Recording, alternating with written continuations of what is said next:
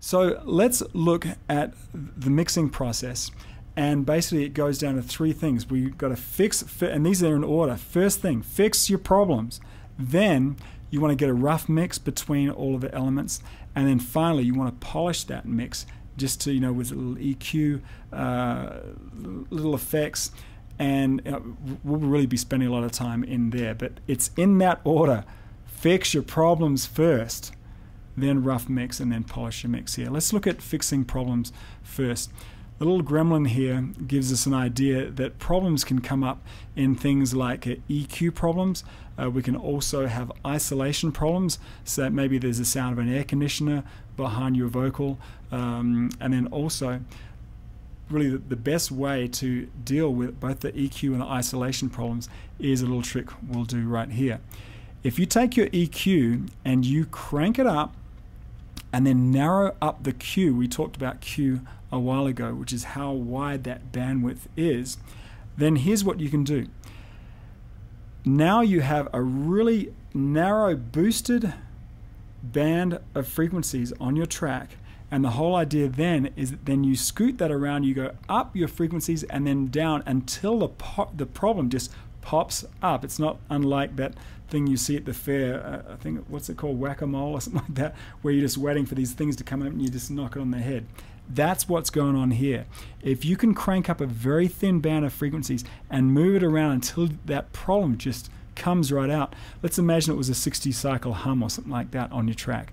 If you move that around and you get around near 60 cycles, that hum with that will just completely come up, and then the whole idea then is that then you can just turn down that gain and just pull out that little particular band of frequencies.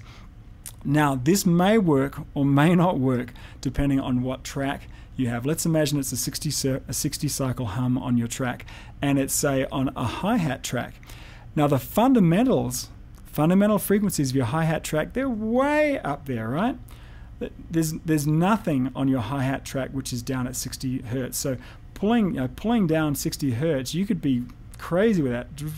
Pull it down 12 dBs, and you won't have a problem on a track like that. But what about if, say, it was a bass guitar track? The fundamentals of your bass guitar track are down there, so pulling that down is going to dull your bass guitar track. And that's why we talk a lot about really listening to each track as you're recording them. I'd have my headphones on and I'd be listening to that bass track and going, there's a hum on there. You know what? And if it's down there, the bright person says, oh, we'll fix it in the mix. Really? How are you going to fix that in the mix if it's way down in the same area as all your fundamental bass notes? You can pull it out, but your bass is just going to be left out to dry.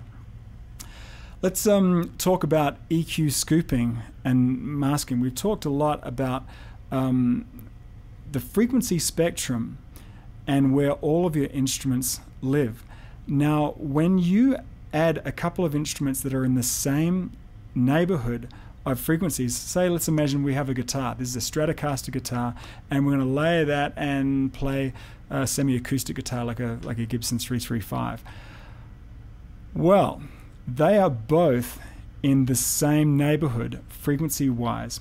So you really need to start thinking about how they are going to compete for that same space.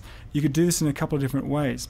You could either have them playing the exact same thing, doubling, and that will reinforce that. But if they're not doubling, then I would have them do something that would differentiate them a lot. Maybe you pan both of them out wide.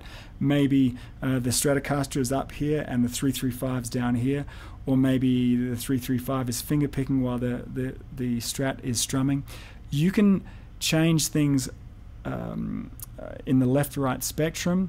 You can change things in time, or you can change the style of playing. But basically, if you're going to be playing the same thing, they're going to mask each other out. And guess what else is in that frequency range, right? Vocals are almost exactly the same frequency range as guitars. So if you have a couple of guitars and the vocal, and who is the star of the mix? We've talked about that a lot. The vocalist is the star of the mix. Now in this scenario, you have two guitars and the vocalist all competing in that area between, say, 200 hertz and about 2K. Lot of fundamentals of the vocalist are just they're competing for that guitars, for that space with the guitars. How do we do this? Well, there's a thing we can do with EQ. We talked about a very narrow, massive EQ cutting before to pull out problems. In this example, we could scoop out the area, say between, I don't know, maybe 600 hertz to 2K or something like that.